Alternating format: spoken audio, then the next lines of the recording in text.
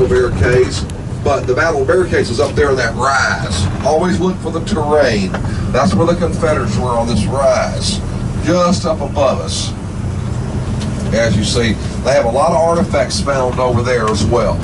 A whole lot of artifacts found at the country club. On this next rise is where the Confederate line was, the Barricades. And Rucker, that night, they were taking care of being kind to him. He had his arm amputated from Alabama. And by saying Forrest was on the field, I could have saved him. There were only 700 yards. But into your left and to the right, fighting individual stuff, just like days of old. But they saved the Army of Tennessee to fight another day. Right here was where the battle line was. Look how close you are to the modern Old Hickory Boulevard. Brentwood's right over there. He only got 700 yards. And Wilson stopped. He stopped. And the day was saved to get out and fight again. Oh, let's see. Take a left. I'm sorry. There was a little cemetery back there on the left. There just looked like there were 8 or 10 stones on it. Were there any? Never noticed that, so I don't know. Oh, what they are. The old, look old? Yeah. I know of people in the old days that found their Confederate soldiers buried here. There used to be a little stone house here, and they believe that they're still there, right there, that were killed here. They think that.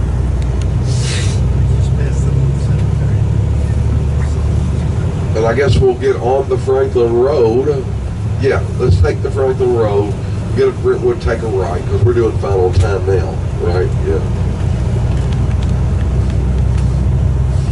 And Hood would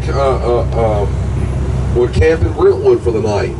I know exactly where his tent was because Tom Bain, who's an alderman in Williamson County, found that area. And that's where Sam Watkins, who was to the left of Shies Hill and south. My voice is going, forgive me. He said they were on picket. They came up into a skirmish line of Federals. They told them to drop their guns, surrender. They did. And then a Federal fired a bullet that killed Billy Carr, went through his head. After they dropped their rifles, Sam Watkins picked up his rifle, killed the Yankee, killed Billy Carr, but it was too late for him. And Sam started to run because all around him, and a dogwood tree tripped over that saved his life. And a minie ball hit him in the finger and went through his clothes, and then hit him in the thigh, slightly. And he made his way off, and he said Billy Carr's bones are still up there on the hills. Whether it is or not today, I don't know, I suspect. Who knows? But he said in Brentwood, he stopped by General Hood's tent to get a furlough. He was wounded, and blood was in his boot, shoe.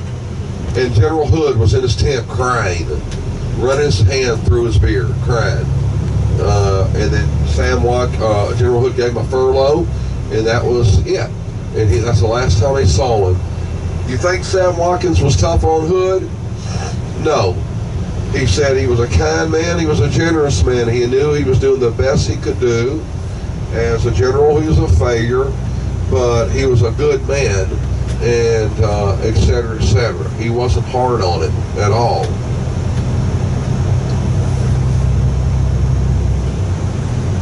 And we'll take our, not here at this light, but the next light, take a right.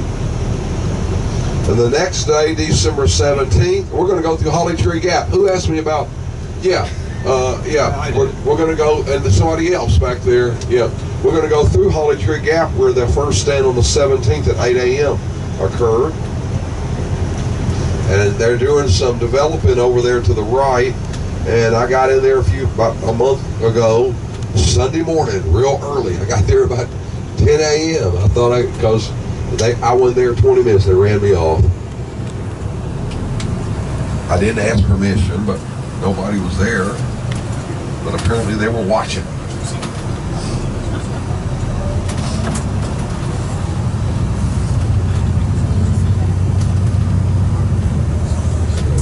Didn't have far to get to Brentwood. They're going to close the route from Franklin Road. If Wilson would push it, that'd have been about it. That'd have been just about it. It was 5 p.m. It's raining, it's cold, they're exhausted, and they stopped. And would someone like Merrill have done better? Merrill, Wesley Merritt. Yeah, Wesley Merritt.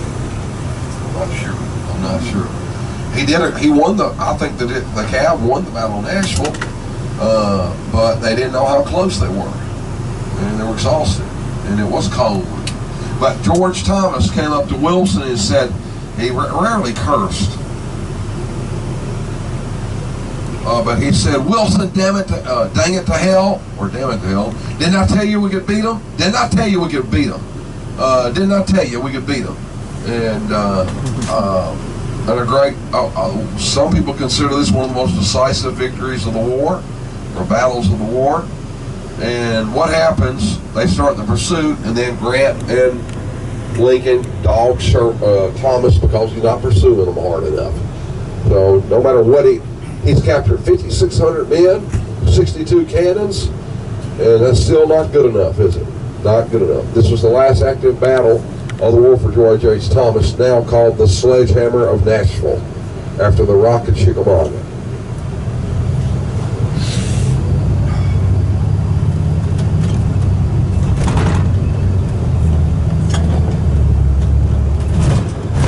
When I moved in this area in 1962, nothing was here. You got a post office, a barber shop, a Star Market, a Gulf Station, and a barber shop, and that's it. And that house right back there, that white house right there is antebellum, pre-Civil War. This lady was gonna, back then they'd have parties for a week before, wedding parties. And they invited the man that she turned down or refused to marry. And of course everybody's there. She was in her wedding dress, and supposedly she fell, or he killed her, the jilted suitor, but she broke her neck. And here all the food was there, everything there. Now it became a funeral party or funeral whatever. She's buried there. Nobody knows if she fell or if the man killed her. But he was there. They didn't kill him. But they swear they're ghosts. They see that woman's ghost in there all the time. I mean, I'm not a ghost person, but that's what the legend says. But they buried her in her wedding dress. They buried her in her wedding dress. They're just going to develop around the house? Yes. J.T. Thompson lived there, as you met yesterday as a kid, and his mother lived there. And they said it was very weird there. Especially in that basement, up in that room where she died. It's very weird. They heard things. He's not a big believer in ghosts either, but it's very weird there. Forrest came in here in March 25th of 63, and he captured the blockhouse over there by the railroad tracks, over there to your east, east, as well as what we came through Brentwood on the at that rise. The man that owns all the Dollar General stores owns all this over there, and there's another blockhouse, little command. Who was here? 22nd Wisconsin, 19th Michigan, and the 33rd Indiana. 33rd Indiana, and so the blockhouse would be near the railroad tracks. Forrest captured about 780 men here on March 25th of 63. We'll show you where Hood's tent was the night of December 16th.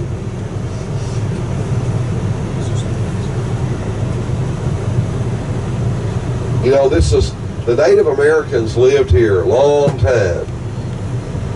The Palo Age, the Woodland Age, which is 5,000 years ago, Mississippian Age, and they got out in the 1500s, got out of here. They come back and hunt, but they didn't live because it was sickly.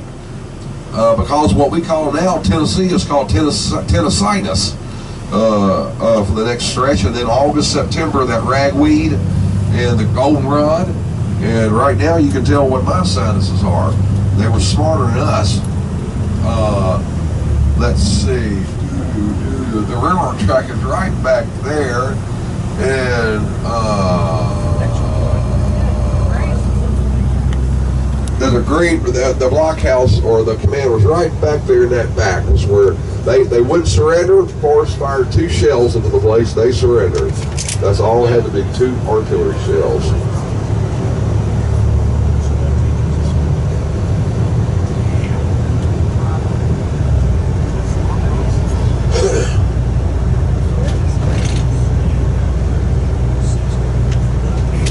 I know the exact spot of that area because archaeologists have been over there. This is an antebellum home to your right. There was a hospital. Mount View right over there. We're going to go straight on. We might be able to see that green roof in the distance by the railroad track is where that area was. Dude,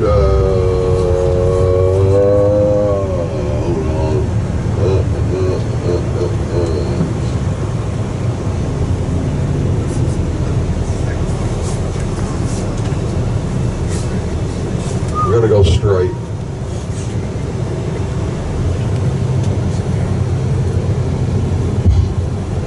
Well, anyway, it's King's hello, terrible. I fell over, broke my neck like that girl in the wedding dress.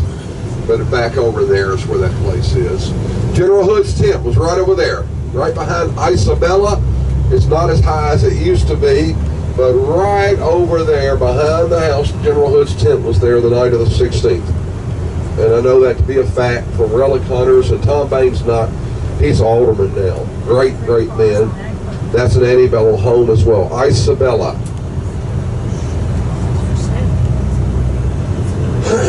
The morning of the 17th, they're pursuing the Federal cavalry, and the Confederates would set up a line disguised at Hollow Tree Gap, now called Holly Tree Gap.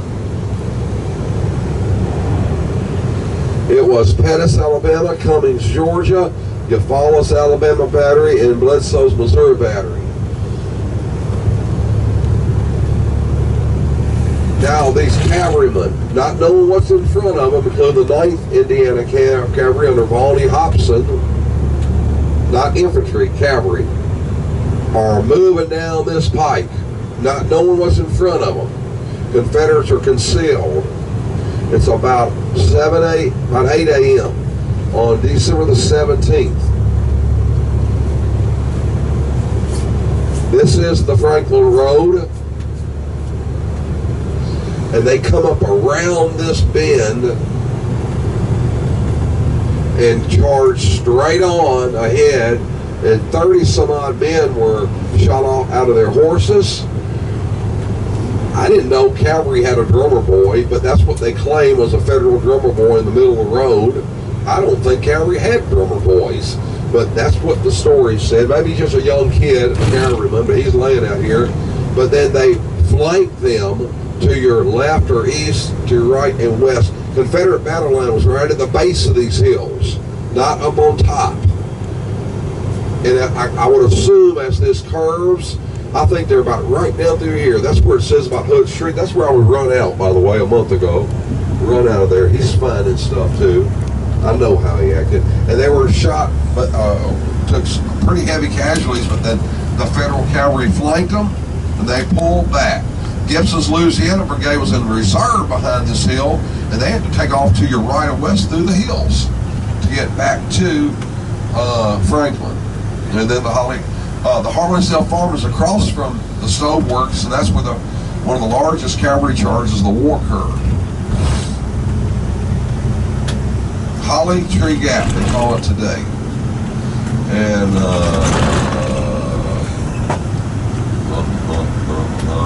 I think it'd be better just to go on down and then take that left at Mallory's Lane. I'll show you where it is. And that's a straight shot right into the hotel. Across that, whatever road that is. By the time we get there, it'll be a 4:45, 10 till 5. Yeah. Another 15 minutes.